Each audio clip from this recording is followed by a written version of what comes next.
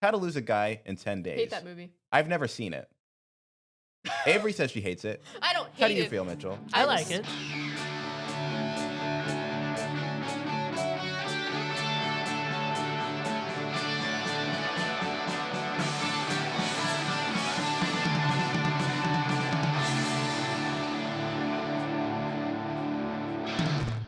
Yeah. Tell us why.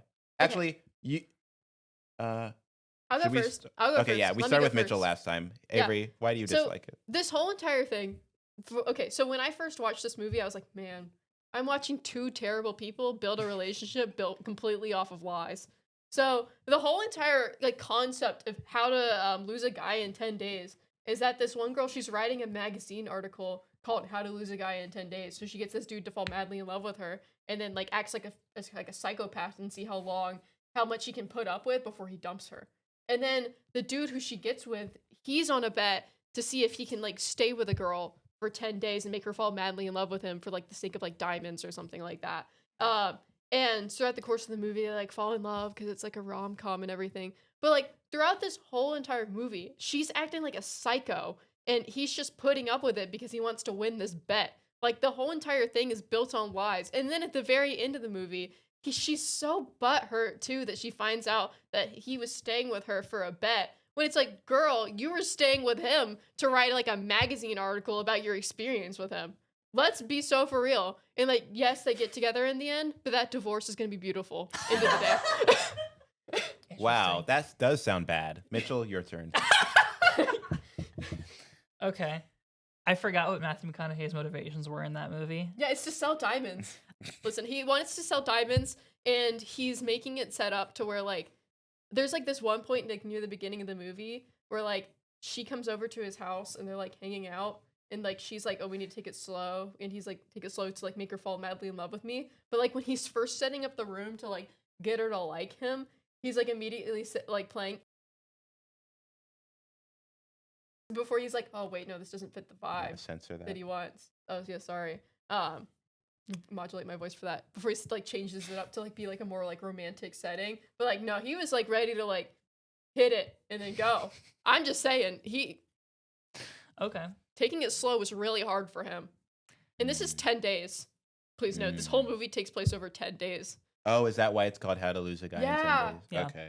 So, All right, Mitchell, go. so yeah, I guess my response to that is for a movie like that, especially when it comes to the like rom-com type of movies, they do the same thing on a lot of sitcoms where the point is that they're not good people. Like, I feel like when you watch Big Bang Theory, you're not watching it because it's like, oh, I'm rooting for Leonard. It's like, man, Leonard's a terrible person, Penny's a terrible person. Like, they all are terrible people, but they're all flawed people, which is what kind of makes them interesting characters. Because if they were all good people, nobody would want to watch what's going on.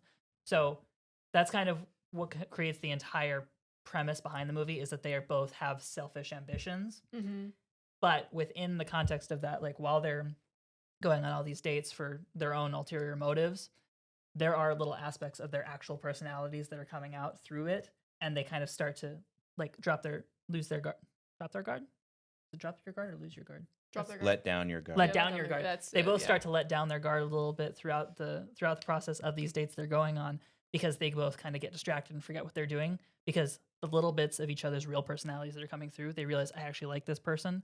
And so they're kind of conflicted between their career goals and their life goals, which I think is a real, like an actual problem a lot of people have to deal with. The issue is that they're in a flawed society and they are flawed people, but throughout the movie, they learn their own flaws and how it's kind of sabotaging their own lives and learn to get over those things. But I think that's why the important thing about that movie is kind of like what the lessons that they're learning throughout it. So they're learning what it is that's wrong with them, and whether or not what it is they like about each other are their real personalities or the fake thing. And that was kind of like the big moment that changes things, is which aspects of this relationship were real and which ones were made up. Yeah. If it wasn't for that, it would just be two terrible people getting together for all the wrong reasons. But it's because they eventually kind of lose their initial ambitions and start to figure out what was real about this whole situation. And on top of that, it's a rom-com. Rom-coms always kind of have a little bit of a silly premise. You want to know a better rom-com that is also a relationship that's built off of a lie, that has two very, very flawed people, that's significantly better than How to Lose a Guy in 10 Days? Aladdin. 10 Things I Hate About You. 10 Things I Hate About Oh. You. Yeah. Because I'm just saying, like, both of the people in 10 Things I Hate About You, they're not good people either.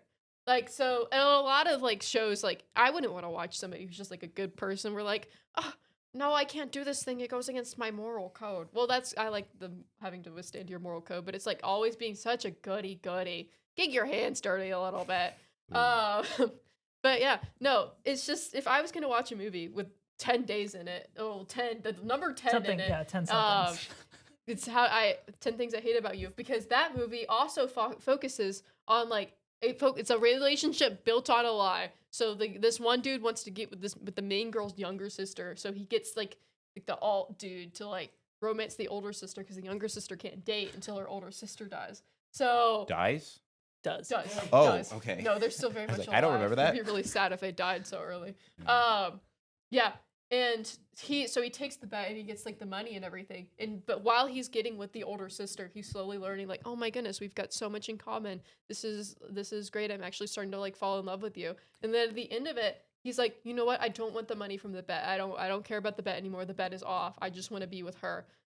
Opposed to like How to Lose a Guy in 10 Days. Like the bet was still very much on for like the both of them. So I guess the biggest And difference why they between put a that blonde and yellow? is the fact that in 10 Things I Hate About You, I will say, as much as I love that movie, it is a little convoluted. The fact that Joseph Gordon-Levitt's story has anything to do with Heath Ledger's, I understand why they are connected. But the first time I watched it, I was like, who am I supposed to care about right now? But it makes up for that by being The relationship is longer than Mitchell 10 wants days. the movie to hold his It hand is. and tell him everything. But no, I don't I'm want that. kidding. I'm kidding. Sorry. But the other thing about that movie is it is very much a one-sided lie. Like Julia Mhm. Stiles, she is flawed in her own ways in that I movie, would not want to hang out with her. She's so pretentious. but it's in very different ways than he is. So she's not lying in any of this stuff. She's just a flawed person because she's a flawed person. But that doesn't relate to the story. His lie does, hers doesn't. Whereas in How to Lose a Guy in 10 Days, they're both lying, and both of their lies affect what's going on within the story.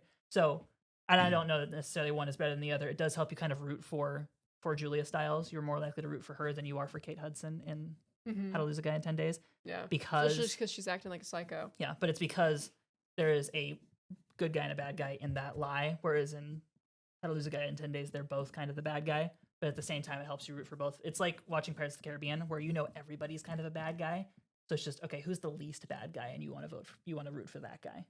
No, I like Or you rooting want for the them all to bad guy die. in Pirates of the Caribbean. I'm one of those people who likes like the very morally gray characters. Yeah. And it's just But it's a lot harder when you're seeing something that's supposed to kind of resemble real life, because then you start to think about, well, but people are actually like this, though. yeah. Well, How to Lose a Guy. They're just so sleazy. Yeah. Because they're both in marketing. That's fair. They're both in advertising and marketing. But the sad So thing I'm about just it is that, saying, their whole entire thing is just built on like manipulation tactics too. but then the I'm other just sad thing is saying. that those kinds of people exist in real life. And they shouldn't end up together. Is But it yeah, like what is do it you want funny to or happen to something? those What are the people? movies redeeming? It Is it is like funny? So it's the Okay. biggest redeeming qualities It's is when they secondhand start. embarrassment funny. It's kind of, but Okay. it's also when they start. It's when they start. Like the thing that makes you want to watch the movie and continue to like the movie is when you start to see their real personalities come through these little acts that they're putting on. And Supposedly. supposedly, Because based on how you guys are describing it, I don't think I would like any of them or any of Exactly, the movie. John. Exactly.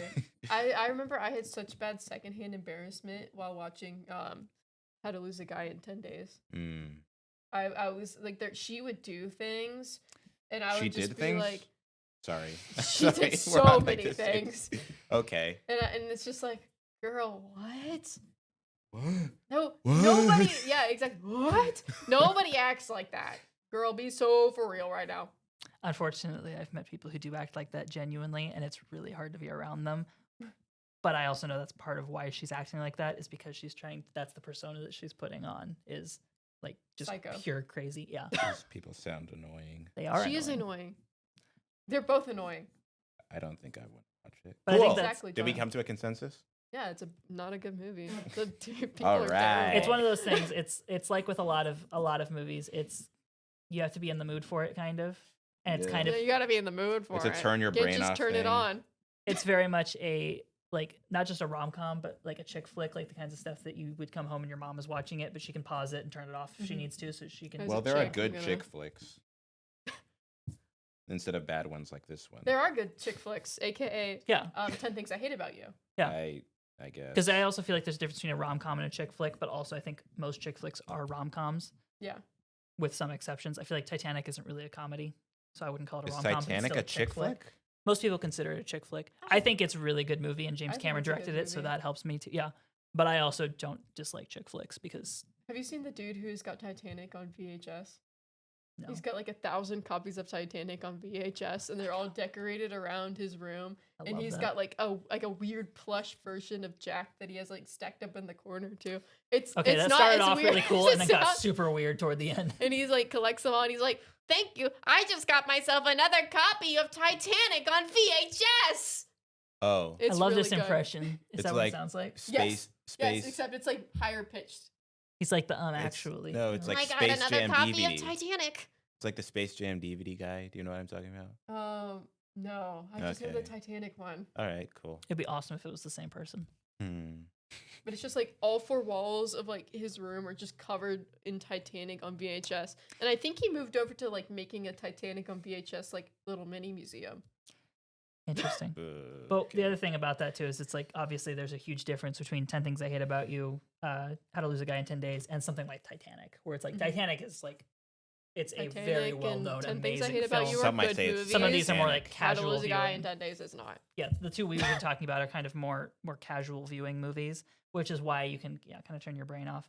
I do I will give you, I do think 10 Things I Hate About You is a better movie. I like that one more, but I don't dislike I don't dislike How to Lose a Guy in 10 Days. It's fun. I just remember I was so irritated while watching that movie. I was like, man, I hate both of you. But I think most people who are watching it too are kind of looking at like, okay, well, her pretty dress and Matthew A McConaughey. blonde in yellow. That's what people are focusing on when they're watching it. Blonde. Whereas when you're watching 10 Things I Hate About You, you're more interested in the comedy side of it. Yeah, You and wanna their see- characters and their character growth as they grow to know each other. So it's a personality thing, kind of. It all depends on what it is you want to focus on, what you like more about those different movies. A blonde and Cool. yellow. Why would they put a blonde and yellow? She also Well- did some gimme brow. Her eyebrows are very blonde too. As somebody with blonde eyebrows who has to like paint them on every morning, come on, girl, put on some Well- gimme brow. Don't wear yellow. John, do you paint Cool. on your eyebrows?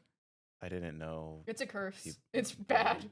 Whenever I run out Uh, of my gimme brow, I feel a little hollow inside because I'm like, man, I can't properly emote today. See, that's all I'm focusing on right now as you're talking. Well, I now. painted them on this morning. Oh, okay. Yeah. No, I know, but I'm saying like that's all I'm looking at now is your eyebrows because you're talking about them. My Okay. deep Now dark all I'm looking at is secret. John's eyebrows Please too. don't look at my eyebrows. All right, I'll everyone. look at your eyebrows. That was a nice spirited discussion about some movies. Who leave a comment who you agree with, I guess. Do you think Mitchell was right and they're both all right? Or do you think Avery's right and one is cool and one is bad? Avery's wrong. That movie is awesome. What?